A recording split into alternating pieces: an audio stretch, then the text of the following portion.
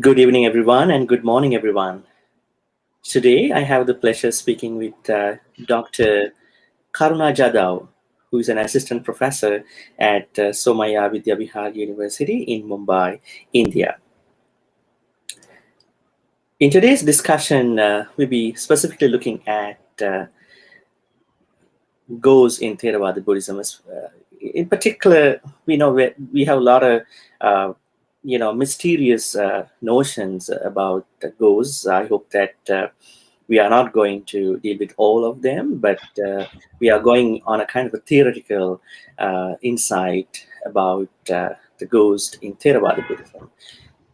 Even if we look at ghost in Buddhism, it's a very complicated, wider topic. So we're gonna narrow down into Theravada Buddhist notions of the subject. Let me introduce Professor Karuna Jadhav. Professor Karuna Jadhav is an assistant professor, as I told, at the Somaiya Vidyavihar University, and she is a professor of Pali. She earned a doctorate from the University of Mumbai, where her research focused on the philosophy of kamma and vipāka, as expounded in both the Petavatthu and Vimānavatthu. And I know that we can't talk about Petavatthu only from Petavatthu. We had to sometimes go into Vimānavatthu as well. So, Dhamma folks, please join me in welcoming Professor Karuna Jadhav. Professor Jadhav, how are you doing today? I'm fine. How are you, Bhante? I'm very good. Thank you for accepting the invitation. Yes. Thank you. Okay. So you seem to be an expert on the subject of Petavatthu and Vimānavatthu, but we're going to be looking at this wider, large, broader perspective of ghost. Probably might look at other sources in addition to Petavatthu and Vimānavatthu of the Theravada Pali canon. So, in order to start the conversation, I'm looking at the concept of ghost in Theravada Buddhism, because ghost is an English word. They simply believe that ghost is a dead person, but still alive in some forms in the Western context. But we have a Pali word called peta. Now, peta is actually a word that is not only a ghost, it is a kind of a very a common term for everybody who is dead, and probably they already reborn in another place. They are not actually dead souls who are haunting around us, right? So, so what do you think about what is a peta, and what is a ghost actually, and then how do you connect the word called ghost, or probably a peta, to a ghost? And how do we understand this goes in the Pali canon, especially on the side of this peta concept? Thank you so much for inviting me for this talk. To clarify Pathos, peta is a Pali term. Pali literature is a part of Theravada Buddhism. And in Theravada Buddhism, peta means dead, departed beings. Okay. English translation for that may be hungry ghost. It is hungry ghost. But the Peta's interpretation should be taken in broader sense, because Petas are beings of Peta world. Okay. Buddha has talked about various realms like human kingdom, Tirachana Yoni, that is animal kingdom, Deva world, that is heavens, then Asuras, that is demons, then we have hell, Niraya, and we have Petas, Peta world, that is hungry ghost kingdom. So these beings are they are beings of this particular Peta world. Okay. And normally in today's era, what we understand by ghost, they always scare us, or they horrify us in different ways. We have to understand this word the interpretation of this word before 2500 years at the time of Buddha. What was it mean? It means the beings who are reborn in Peta world due to their past akushala kamma or unwholesome actions. Okay, so these beings they are reborn there because of their bad deeds, but their birth in that particular realm is not permanent. So they are going to be reborn somewhere else once their akushala kamma is exhausted. Good. I mean, that's a very good way of looking at it. I mean, what do you think about other words? I mean, parallel words we know, Pettika Visaya. Yeah. It not only refers to somebody who passed away, it also refers to ancestors. So Pettika Visaya, and plus, I would say other concepts, probably other. Even at some point, it was also treated as to refer to even a carcass, a dead body as well at some point, but not all the time. So how do you look at this Pali term called peta, which has an emphasis on the ghost, with regard to other contexts like Pettika Visaya? So I think this is not a novel concept in Buddhism. It was also very pre-Buddhist. Even in India, Yes. in Vedic Yes. traditions, Pretas. they had this dakshina, context, dakshina perspective, where people believe that there is a way that they can communicate, they can exchange things, through some of the gods like Agni towards the person who passed away. So how do you look at this pre-Buddhist notion of peta and the Buddhist concept of peta in general? I mean, Yes. In ancient Indian context, the preta word means ancestors, okay?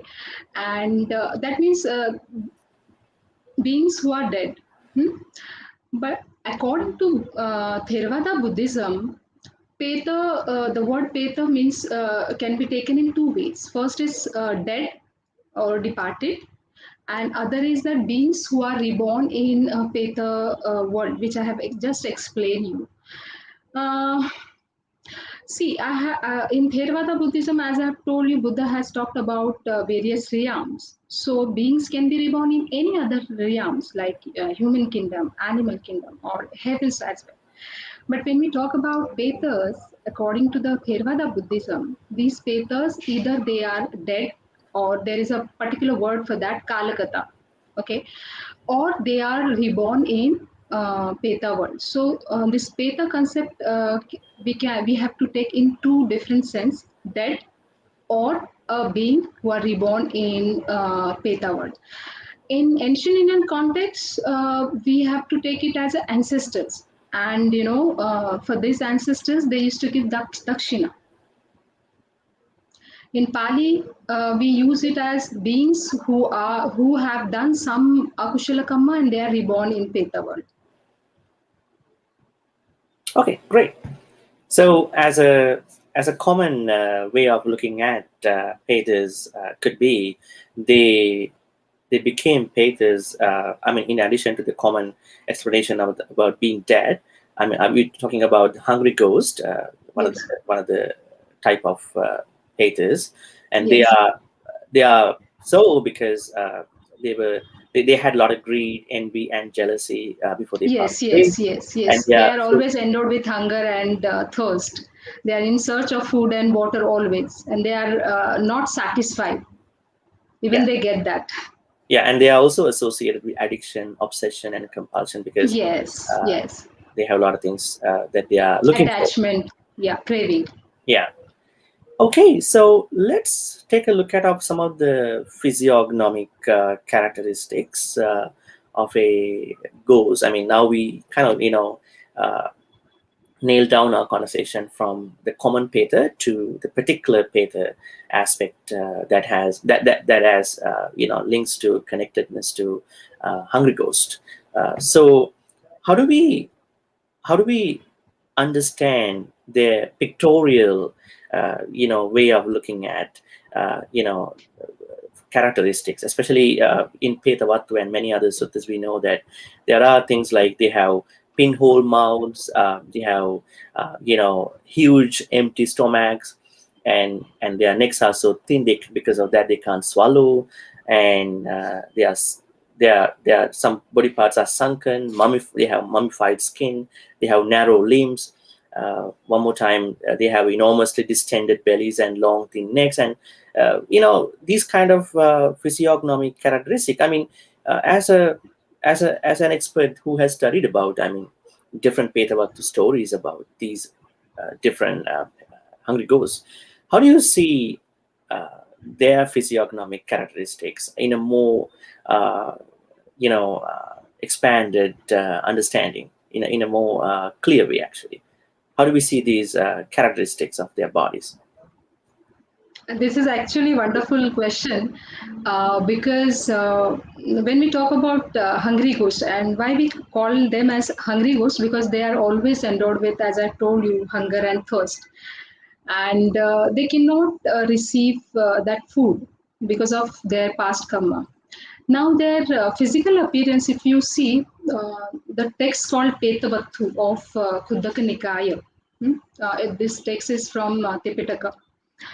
It elaborates much about their physical appearance. And if you see, there are some common physical appearance of the Petas, and there are some unique physical appearance we can see.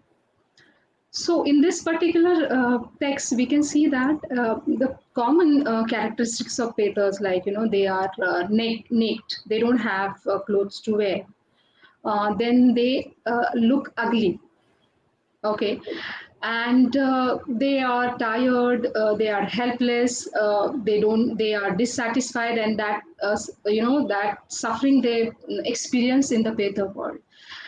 Other than this, there are some unique characteristics also. We have some stories in Petavatthu, like Sukara Petavatthu. Okay, in this particular sutta story, we have seen the Peta has face that of a pig. Okay, and his remaining body is of human characteristics. Now, why it was? Because in his previous lives, he had performed bad kamma, he had performed verbal bad kamma, akushala kamma. Okay, and because of that, he had that physical disorder. Then there are some Petas. Now, this explanation we find in other texts, suttas, where you can see that the entire body is of snake, and the face is of human. Okay, so you can see that there are animal characteristics also, and there are human characteristics also. We see in Peta. There are Petas who have big bellies with empty stomach. I mean to say, they don't have anything to eat. You will see that they have very small mouth. Then sometimes, in one story, we have seen that she has long hair, but she does not have peti. She does not have anything to wear. So she was covering her body with her long hair. Okay, and these petas are with hideous appearance. If someone look at them, or if someone sees them, they are going to definitely get scared of these petas. Okay, some petas, they make noise. They make horrific noise. Okay, so you will see that there are some petas which has common characteristics, physical characteristics, and there are some petas which look different. They are unique.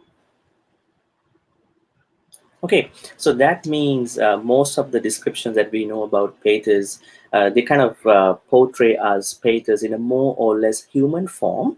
And as you exactly brought up, they have some hybrid kind of bodies. Like one part of the Yes. body can be a snake, other part of the body can be a human, and also one part of the body can be a pig, the other part can be a human. So, Yes. uh, you know. It would be like a snake peta or a pig peta, right? So, Yes. okay. So, looking at different other manifestations, like the length of the size of the body, I would say, and Diganikaya Mahatanha Mahanidana Sutta, actually, again, number 15, actually, and we see that this explanation called the Petas in one passage are said to be between 60 and 80 hatha in Yes. size. So hatha Yes. is the distance between the elbow and the Yes. end of Yes. the Yeah. fingers, about 16 inches. I mean, uh, Yeah. these suttas actually inform us some information, but Yes. we never Yes. know. But anyway, the sutta says that this explanation makes them to be very gigantic in human terms, Yeah. Yeah. probably 70 to 36, 27 to 36 meters tall. Yes. Yeah. Okay, so what about the Peter's different specifics? Like we know they have a different way of sleeping. In Pali, we know a way of saying uh, "Yebuye na peta udhang se." So Petas sleep on their back, I guess. So now we have a couple suttas about the sleeping positions of people. Some people sleep to the left, some people sleep to the right, like the Buddha, and then some people sleep, on the back. So Peters, it is said that Peters sleep on the back because their body is fleshless, skinless, so they can't otherwise manage. Anyways, so let's take a look at you know their geographical locations. Now we know Petas can be everywhere, but in some of the suttas, like I would say Majjhima Nikaya 133 Mahakachayana Bhaddhikaratta Sutta and Samyutta Nikaya 1.20 Samidhi Sutta, we see that there's a large Petaloka outside Rajagaha. That Gijjakutta. that was seen by Karuna Jadhav. So although we don't see Petas to be in one place, but Petas can be anywhere. But there are some specific locations where we understand, like the Vulture's Park, Gijjakuta. What are your thoughts about that? Yes, we do find such references in Pali Sutta. The main sutta which talks about Petas live in the surrounding of Gijjakutta Pabbata or Vulture's Park, that mountain. Lakhana Sanyukta of Sanyukta Nikaya talks about these Petas and their surroundings, and we get the reference of Venerable Mahamokulana when he was in company with Venerable Lakhana. So when he was descending from this Vulture's Park mountain, he encounters this Petas. Okay, and these Petas, some Petas were, they were just traveling through the sky, and yes, he sees different kinds of Petas over there. So this particular Sanyukta mentions these Petas, they live in this particular area, which is Gijjakutta Pabbata or Vulture's Park Mountain. There are some other references which we find in Petavatthu also. They are also found in, let's say, desert area. Okay, large desert area. There are some references which talk about they live around us. Okay, they come to us. I mean to say, if they come to their previous houses, okay, they live at the crossroads, like Tirakudda Petavatthu of Kuddaka Patas talks about it. They can be found at the crossroads, at the doorsteps, at the doors, and then the area which is the human kingdom surrounding. Okay. In Petavatthu, there is one more reference where we find that these particular Petas, they are found in latrine, okay, because of their previous kamma.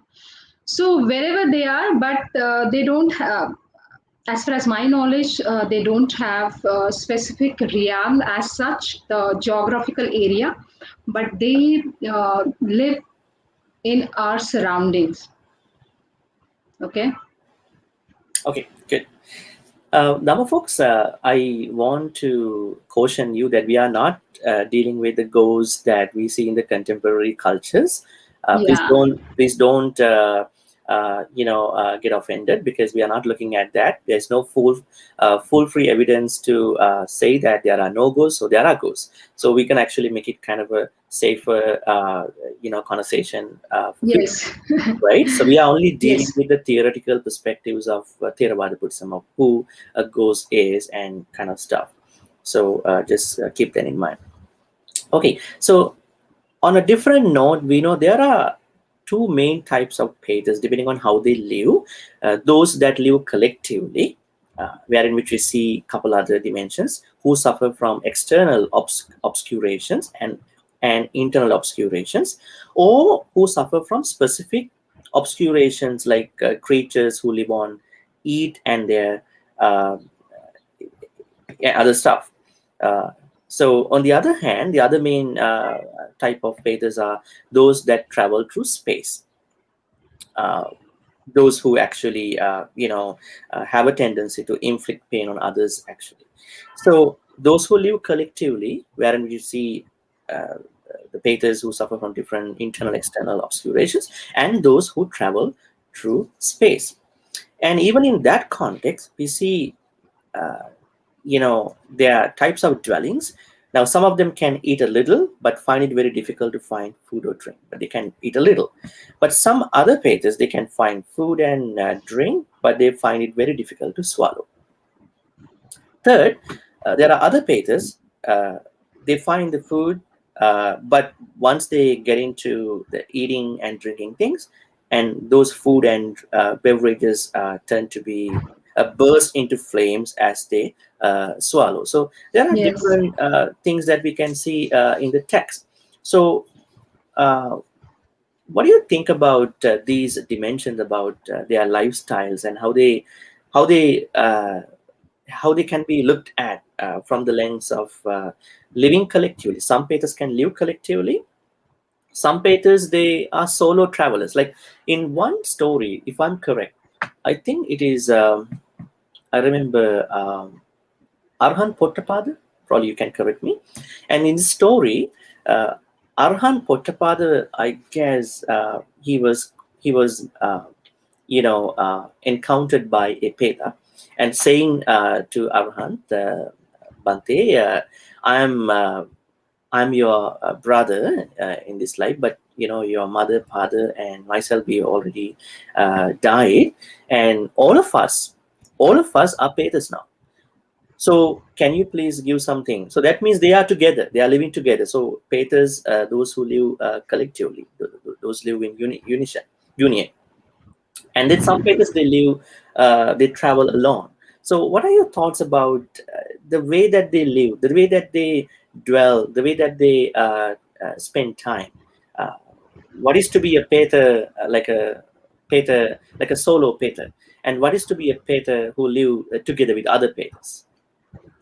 Tricky question, huh? Okay. Yes. Trick Okay. question. But we get this references in Pali sources as well. In Petavatthu itself, there is one story where the entire family, after their death of all the family members, they take rebirth in Peta worlds, and they live together. So there is that reference is there in Petavatthu itself. So we can say that there are some Petas who live together collectively. In Lakhana Sutta of Sanyukta Nikaya, Lakhana Sanyukta of Sanyukta Nikaya, we get references where the Petas, they travel through a sky alone. In Petavatthu also there are some references where there are some petas, individual petas are seen, or collective petas are also seen. So we get to know about this petas from various sources of Pali, whether it is Petavatthu or Lakhana Sanyukta or some other Pali sources. Okay, great. So looking at their sexual orientation, we can see both petas and petis. Peta means a male peta, peti means a female peta. So is it more likely their sexual orientation before their death? How do we take that? Let's say if a man is going to be a peta, he's definitely going to be a male peta. If a woman is going to be a peti, definitely going to be a female peti. Is that how we're going to take it, or can it be different? As far as my knowledge, if we consider Petavatthu, or if you look at the sources which are there in Petavatthu and other suttas also, we have seen that female only is reborn as female peti, okay, and male is reborn as male peta. So here there is no chance, like I mean to say, as far as my knowledge, that male is taking birth as peti, female peti. Okay, so we haven't seen this type of references. Okay, so another interesting thing to discuss is the sort of things that they have done to be reborn as a peta. Now we have to kind of break the notion of petas in a way that they were continuing as a dead person, or they were, because in Buddhism we understand that once someone passes away, though that person carries the same form of the previous life, that person already passes away and reborn in one of the 6 places, like Deva, Asura, Peta, Naraka, Tirachana, Manusa, one of the places we call it Peta. So it clearly dispels the wrong notion of that there is a dead soul still haunting everywhere. That means definitely the person passes away and has passed away. That's why this person is in a peta life. So also when we look at the kind of things that they have, akusalas they have done in previous lives, and the sort of life that they are spending, I would say some manifestations, like I would mention one example. Now there are petas who are pursued by birds. Now actually these birds can be yakka birds. Probably they have been tormented, inflicted by yakkas. I mean, their pain sometimes come from, probably their executioners could be yakkas. So now in one example we know, for example, different actually stories about it actually. Probably you can mention.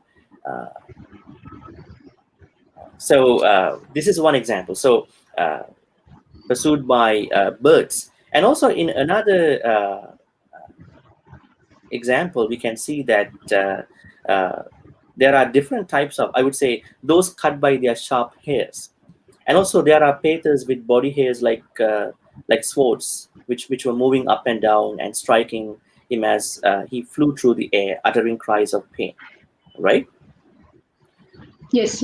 So depending on the plight they are having now, excruciating pain that they are suffering now, there's something similar to the pain they have done in the past life. So how do we see this thing, the pain that they are having, and the exact thing that person may have done in a previous life? If I make it more simple, I would say this thing. Okay. Okay, I will get into that, but you can explain some of the examples of such petas. So how do you connect Yes. these petas to their past life and what they are encountering now?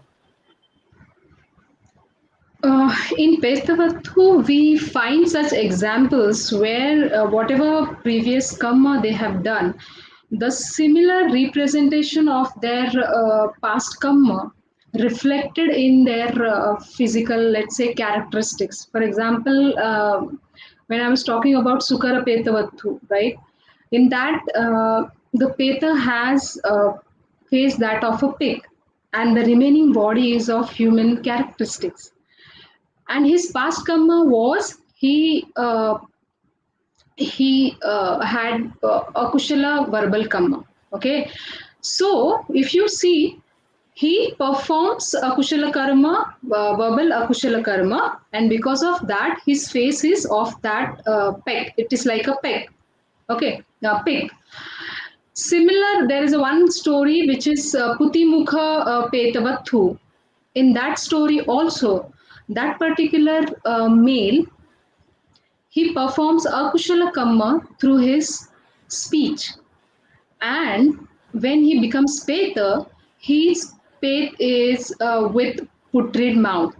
Okay, and his remaining body was of golden color. So this was because he was not restrained with his verbal actions, and he was restrained with his let's say physical actions, and because of that physical action his remaining body was golden color, and face was it was endowed with worms and all, right? So this type of representation we see in Petavatthu, and there are many stories. And there is one more story I would like to tell you. Panchaputta Khadaka Petavatthu.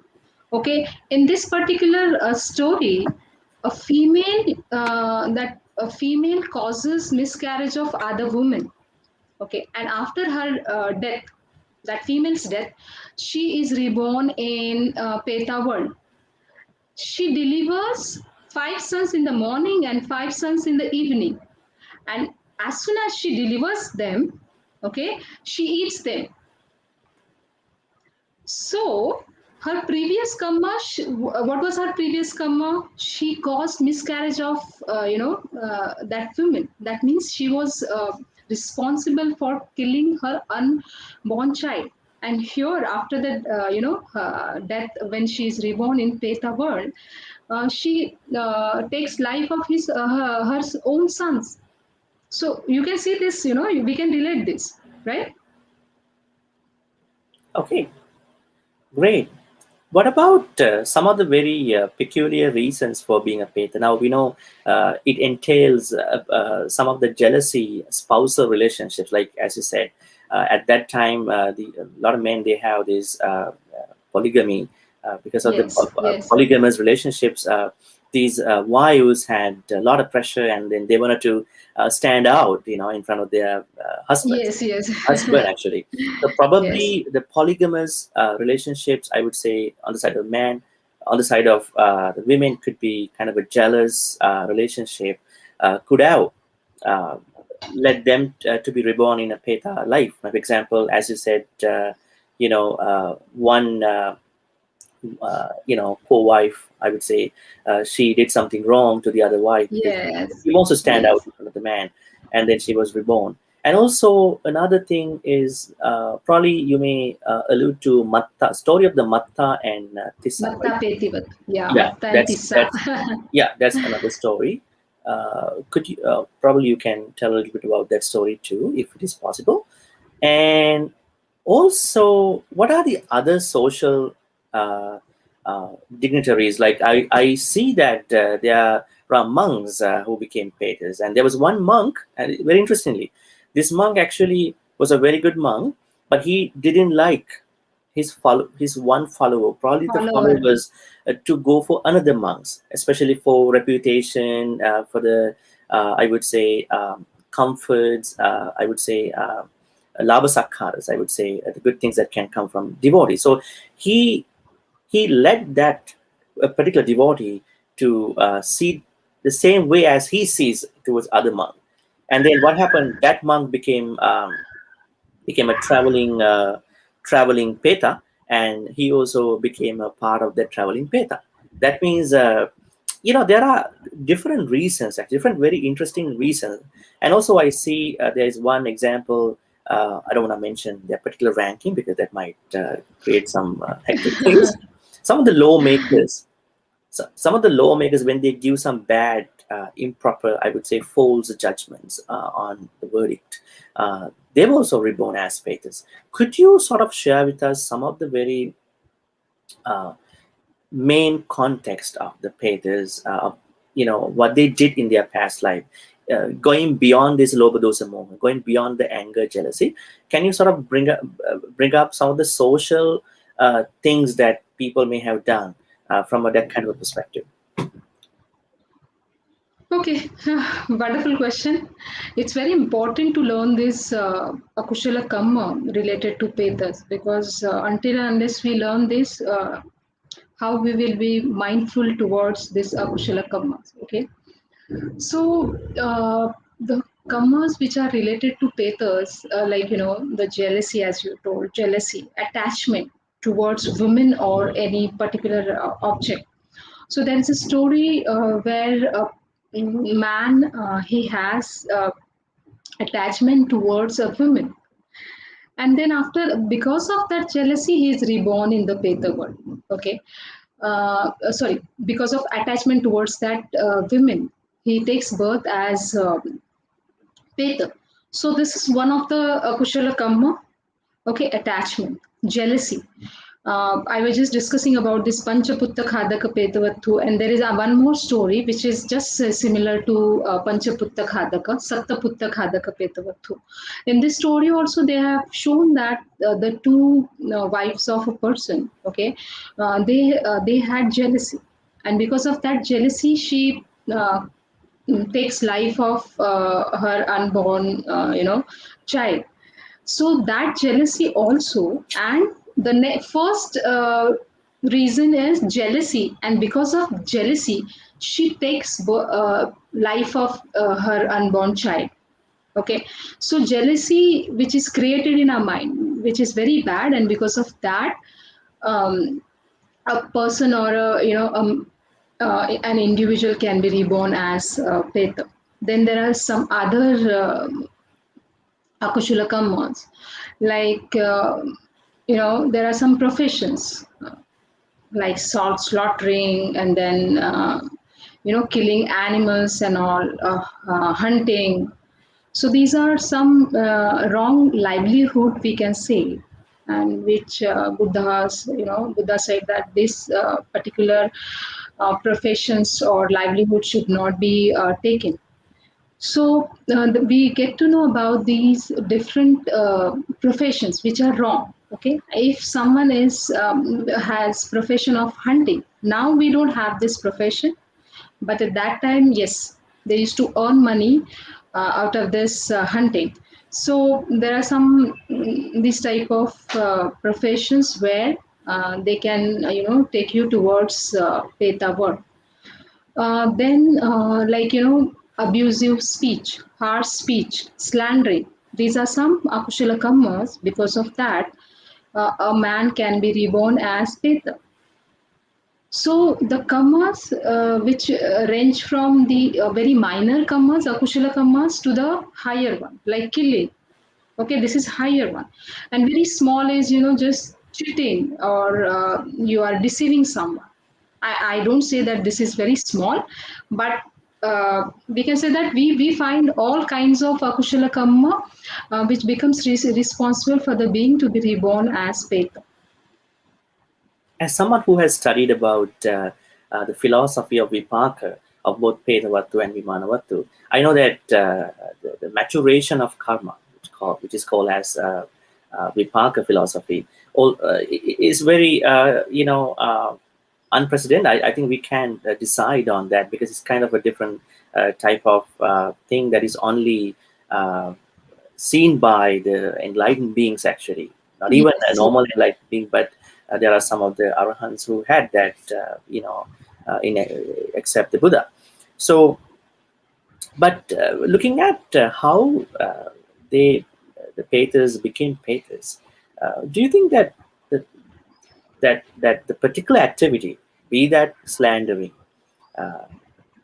probably jealousy, hatred, greed, stinginess, I say, macharya, be that whatever, regardless of all these different types of akusalas, do you think everybody takes the same rebirth, because same path of rebirth? Because how does it how does it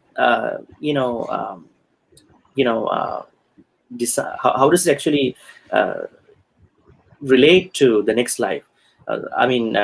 Is there something that is really playing a bigger role, especially just before they die? Let's say two people do the same bad thing. Now, in all the stories in the Petavatthu, we see that they are related. The person who did it,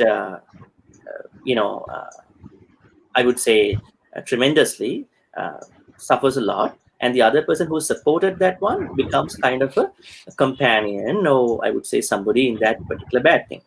But let's say the same activity, same bad activity, I'm not trying to neutralize the bad activities, the same activity may have been done by millions, billions of people. But do you think everybody who did that become Petas? Or there are other things that can affect in their next rebirth? Because people say that if you can make up your mind just before you die, if you have samadhi and all that, Yes, yes. you can. I mean, I'm talking about the people who already done some bad things. Right? I'm not justifying that you can do it and there's a way out. Okay, you can utilize. But for those beings who may have done all these things, I mean, to the extent the Petavatthu talks about, do you think that don't you think there is another way? There's a way that they can overcome, they can prevent their Peta birth. They can do something to prevent this happening. Yes, you have asked me too many questions in one conversation. I would like to give one by one. Uh, Buddha has said that a person who mm, performs a kushala kamma, he can be reborn in three different lower abodes. Like first, as we were discussing about Peta world. Second is Tirachana Yoni, that is animal kingdom, and third is hell. Okay, that is Niraya. So he may reborn in these three abodes or realms, okay, according to his kamma. So we can't say that exactly this particular kamma will take you only to the Peta. Well, as far as my knowledge, I don't see such references because when we say the sutta references, Buddha says that after performing these kushala kammas, you will be reborn in these three uh, realms. Either you will take rebirth in Peta kingdom, or in animal kingdom, or in Niraya, that is hell. Now, as you say that there are some suttas which talks about even you don't get birth in Peta world. In this particular, for example, if a person performs bad kamma, but because of his some other previous good karma, he may reborn. He can be reborn in some happy destination. But it does not mean that his akushala karma can be negated. Okay, he will get some or the other way that rebirth in lower realms. But there is a chance of you can do your good karmas also to overcome this akushala karmas. So it's not like that if I've done akushala karmas, then I am going to get the rebirth in lower abodes. Then why should I do good karma? So it's not like that. In Buddhism, we have always chance and opportunity to do good karmas, and we can acquire good rebirth as well. Because in Buddhist studies, we know that there are people who are perpetrators who do bad things, Yes, and we yeah. also should find a way for those who want to find out a way out. Yes, yes, That yes, is where you studied Vimānavatthu.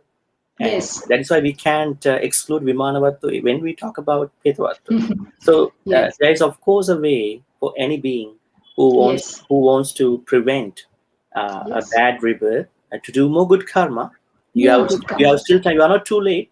Do more good karma. Okay. Yes, Uh, yes. yeah.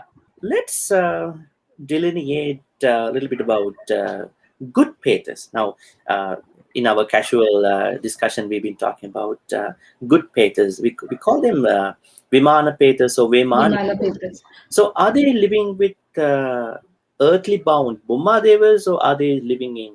How do we know who they are actually? What are their strengths? What are their weaknesses? Why they became so? You have any examples? Yes, yes.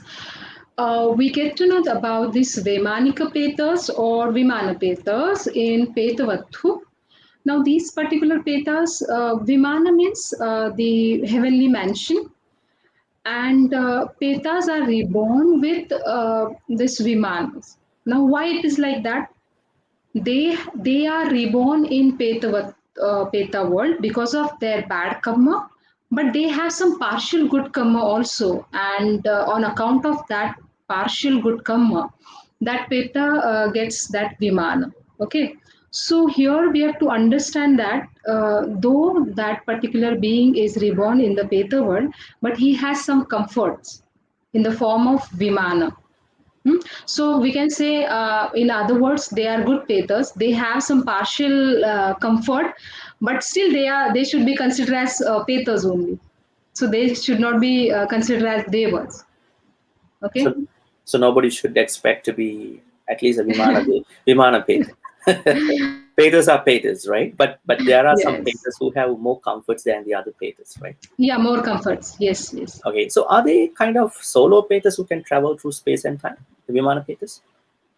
I think these Petas can go with their mansions. Their mansions are like mobile mansions. They can bring their mansions anywhere in this universe, right? How is it that possible? How can a Peta bring his or her mansion to wherever he or she wants to go? Any thought about it? Uh, how they were traveling and all, it's very difficult to say. But they have these Vimanas, and in Vimana, when we say Vimana concept, Vimana is, it is full with comforts, then, the entertainment and all. Okay, if you see this concept in Vimānavatthu, the text of Kuddaka Nikaya, Vimana is something where you enjoy. But these petas, when they acquire such vimanas, they have some comfort. Not all the five sensual pleasures or something like that, which can be acquired by devas or enjoyed by devas. But some comfort they have. We don't see much references about vimanas. They travel through vimanas, but there is a reference of they possess vimanas. In Lakhana Sanyukta of Sanyukta Nikaya, we see that the petas they travel through sky, but there is no mention of they travel through with the help of vimanas. They travel, but they travel through vimanas. We have to just find out. That's a bit pictorial, and I don't know. I mean, how that Yes, happens. yes, Interesting. yes, Probably yes, we are not adequately enough to understand how this is going yes, to happen. Anyways, okay. yes. So, Dr. Jadhav, we are actually moving on to an interesting part of the discussion now. It's about the plight and what can we do towards petas. We know that petas are pitiful beings. Although we see some of the horrific and some of the things that we note in the stories. So transference of merits is one of the very good ways to help a peta, because we know that they are pitiful beings. So uh, this is not a new novel thing to many Buddhists, actually. Theravada Mm. Buddhist countries, primarily, Mm. also in the Mahayana, Vajrayana countries. So, but in his translation, probably to the Politic Society, H.S. Gaiman mentions that uh, the emphasis of the petas, I would say the transference of merits to petas, has something called a mercenary motive in compiling the tales, kind of, expecting something in return. But anyways, what are your thoughts about giving merits to help a peta? Because it involves a couple questions. The first question is, how does this work? Because in the Janusoni Nanguttara Nikaya 10th section says that there's only one kind of petas that can partake in the merits, at the same time. Probably the other good karmas will be stocked in a certain place, kind of residual karmas, when they are able to get the karma. So probably there's one particular kind of petas called Paradattu Chivi. They can take it at the same time. In addition to that, the time, because we know in I guess it's in Petavatthu. You may probably share with us about this. There were some petas. These petas expected to share some good karmas done by one of their friends. But what happened? They approached Buddha Kassapa, and Buddha Kassapa mentioned that you can't partake now, but one of your friends called Kim Bimbisara, who will be appearing at the time of the Buddha Gautama, will be doing some of the good karmas, and at that time you can partake the good karma. That means there is a time, even the Petas could see the Buddha, they can partake.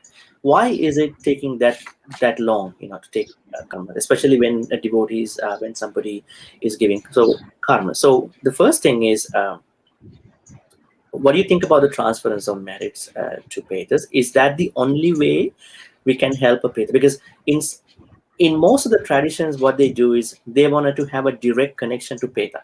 They do something and they think that the peta can be. But in Buddhism, in my understanding, as far as I understand, you can't directly contact a peta. You have to find a virtuous person, be that a monk, Buddhist monk, or a virtuous person, and there's always a third party involved.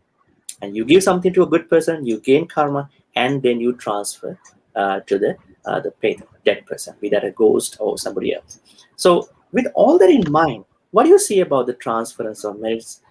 Can you probably highlight the time of the transference of getting the merits? Also, the inability to have a direct connection to peta, and some other insights about this concept. Okay. In Janusoni Sutta of Anguttara Nikaya, Buddha, he stated that out of this, the other beings, who are reborn in Devaloka, or let's say the unhappy kingdom like Niraya, okay, hell, then animal kingdom, then demons, and this Peta world. Out of this unhappy kingdoms, only the Petas they receives the merits of dana or any meritorious deeds. Okay, so this is one thing. Other thing is, as you were talking about whether all Petas they receive merits or not. So in early texts, it is not much emphasized, but we see that in Milinda Payam, we see there are four types of Petas. They have classified Petas into four categories. Um, One is Nijjhama Majjantika. Okay. Second is Paropajivinu. Parajivi Upajivinu. Third is there is Vantasika, and fourth is the Kuppipasa. So out of these four categories of Petas, the Paropajivi Upajivino Peta, they receives that merit transference. Now, what is my merit transference according to the Theravada Buddhism? So, a person who gives dana to some virtuous person, like a monk, okay, who is endowed with virtue, then that person has to make that dana for the benefit of his departed beings, and then that being or who is reborn in Peta world, he receives that um, merits, and because of that merits, he gets to eat and drink. Now, why it is like that? Because Petas in Peta kingdom, they don't have farming, they don't have any trading, they don't have any business to do. So that is explained in Tirokutta Peta Vattu. Now, Tirokutta Peta Vattu is also there in Tirokutta. The Peta story is there in Petavattu also, and it is there in Khuddaka part also. So in both stories, it is explained that why it took so much time. So it might be because of his akushala kammas. So one may get free from that particular peta in one birth, or let's say a short period of time. The other person can take more time. So it might be because of his the number of akushala kamma he has with him. Okay, so are there instances where the Petas exactly, receive the good karmas given by his or her previous people, and then they were happy? Yeah, as we were you also discuss about the King Bimbisara. This is one of the example where the Petas on that particular day when King Bimbisara was giving dana to Buddha, dana of Veluvana. So on that day, he did not give that dana for the benefits of his ancestors. Okay, so on that particular night, the Petas, haunted, and they started giving him troubles. and the entire night went like that. Next day, he was very scared, and he comes to Buddha and discuss this episode with Buddha, that last night I was very, you know, I got scared, and I heard a lot of noise and all. Then Buddha says that the Petas were expecting from you that you should give dana on their behalf, which you did not do, but today you do. And he does that, and on that particular day, the Peta gets satisfied out of his merit transference. Okay, so that again testifies to the fact that Petas are very pitiful beings. They need good karmas. So is it because people don't transfer good karmas to the Petas that they are being attacked by the same Petas? Are there any attacks from the ghost or hungry ghosts of Petas? And how does that happen? And how to prevent that? Have you ever come across any places in Petavatthu or in any other Theravada text where Petas, I would say hungry ghosts, have sort of inflicted or attacked other beings, especially his or her previous relatives, that, hey, give me good karmas, I want to release from this bad place?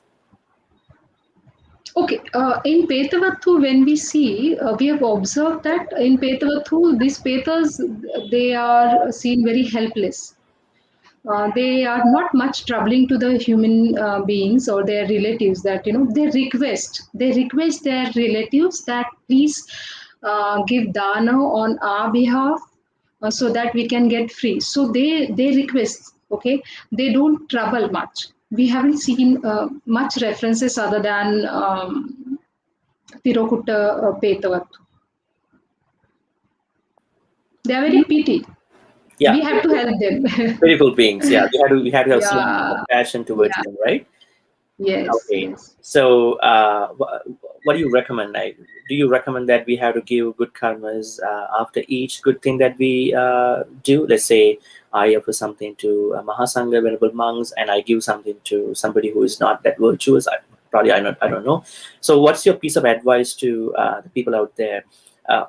What should be their attitude? What kind of attitude that they can develop in terms of the Petas? Because normally they are so much stricken with they are fear stricken. Yes. They have a lot of fear when they even think about a Peta.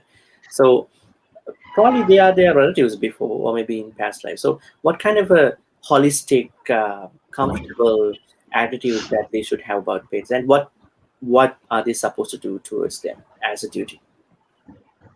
Okay, if we see, the Buddha's teaching is for everyone, every being. Okay, so the Petas all should not be neglected by their living relatives.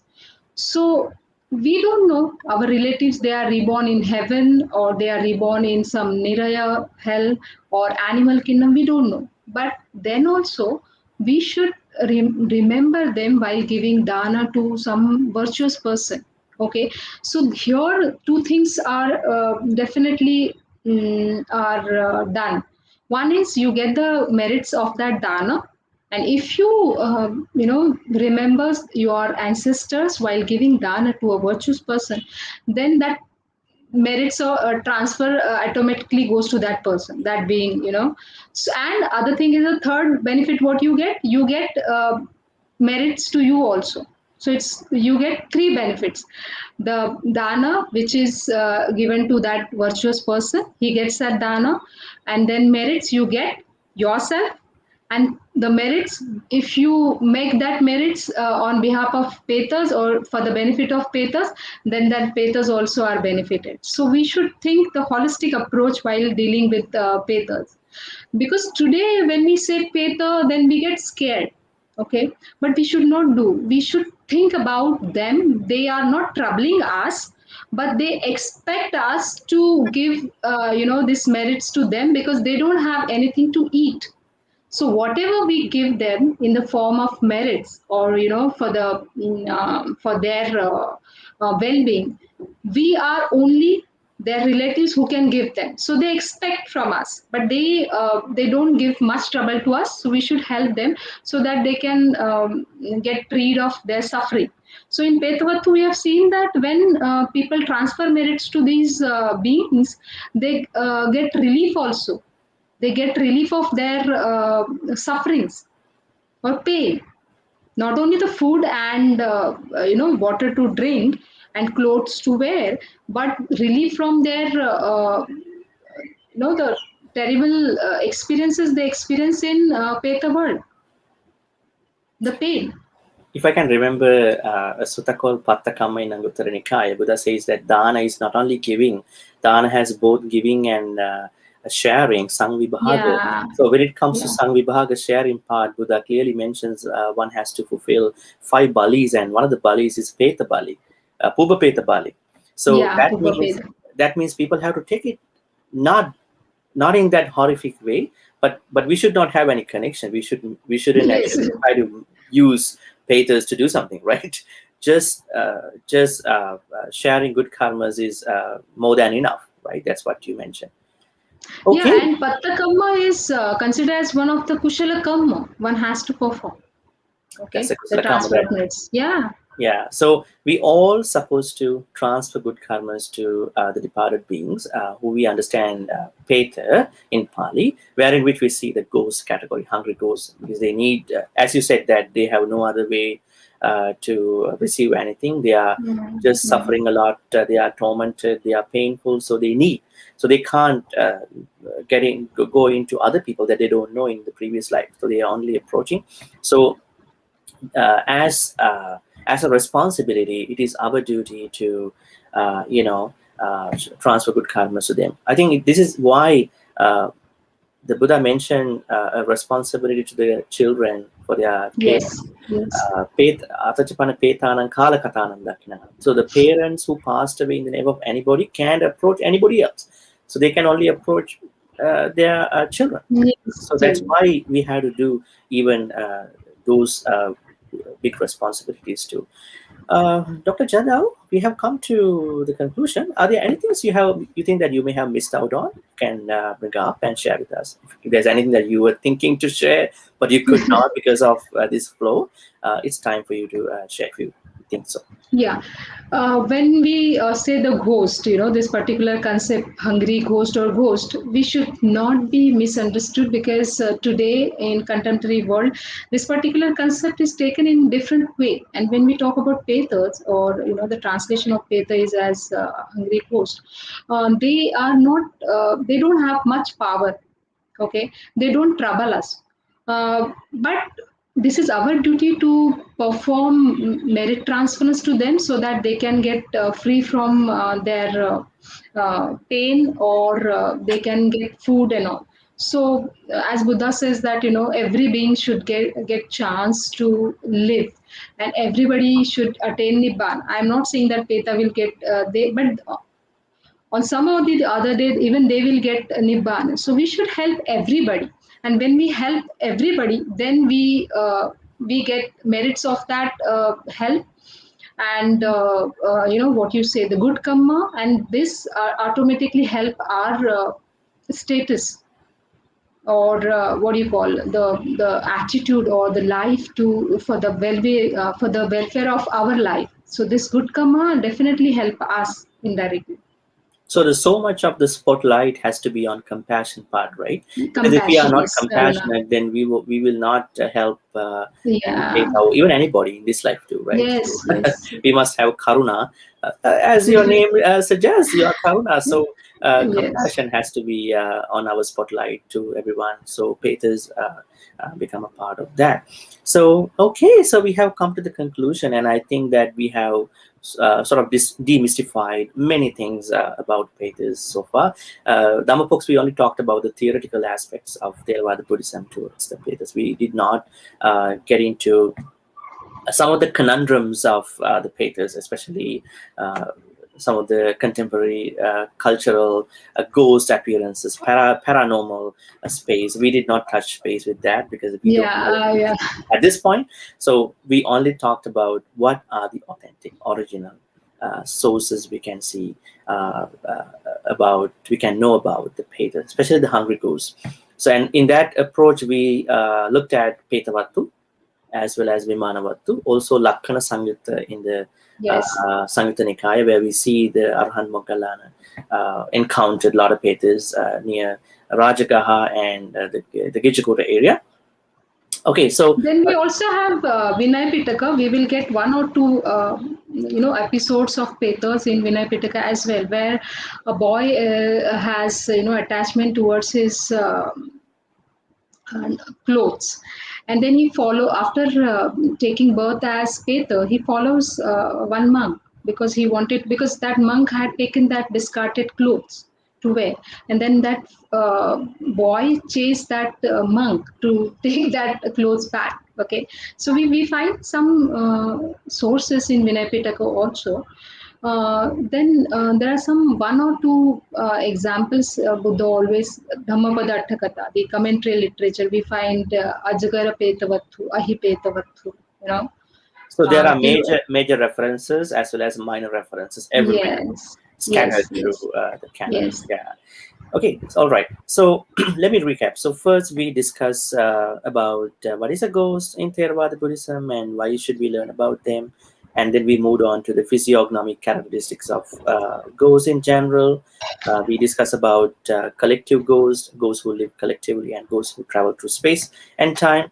And we talked about why is someone reborn as a peta, what are the karmas behind being reborn as a peta.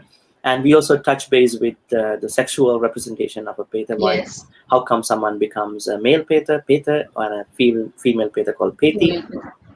And also, we actually paid attention to different encounters of petas by Arahant Moggallana and Bibisara and other people. And also, we discuss about how we can help a peta, because petas are actually pitiful beings, and we should have a lot of compassion towards them. In that description, we also sort of touch whether ghosts can attack people, humans, but we have less emphasis on that, rather than we can give marriage to them and make it happy. And finally, we discuss about the kind of attitude that we can maintain about petas. So we should not be afraid of them, but we should not go to communicate with them. We just transfer good karma. So because as long as you are good people, they can't attack you. As long as you are not a good karmas, you are a good being that they know that you can give marriage to them, because they are always spotlighting on us, because if we can give good karmas, if we are good people, virtuous people, righteous people, definitely they appreciate us. So this is what we've been talking today. Thank you, Dr. Jadhav. I'm very happy to have you. Thank you so much. And I hope that we discuss a lot of things about hungry ghost in Theravada Buddhism in our capacity, especially within 1 hour. And I hope that our audience learn a lot. And I think that if there are questions to you, I will forward to you. Probably you can answer them later. I don't have very remarkable questions so far here, but somebody asked a question. Okay, we are talking about the theory ghosts. Yes, we are talking about theory ghosts. We are not talking about the empirical things that have been happening to many, because this is what we mentioned at the beginning. Except that I have no questions that I can see on the comments. Thank you, Dr. Jadhav. Dhamma folks, today I was joined by Assistant Professor Karuna Jadhav. She's Assistant Professor of Pali at the University of, I would say, Somaiya Vidyavihar University, Mumbai, India. And I'm very grateful to you. Now, folks, we'll see you in another episode in a couple of weeks, probably in 2 weeks of time, with Dr. Jacqueline Ho, a lecturer at Mount Royal University in Calgary, about diasporic ethnic Buddhism in Canada. Thank you, everyone. Have a good night. Have a good evening. Thank you so much.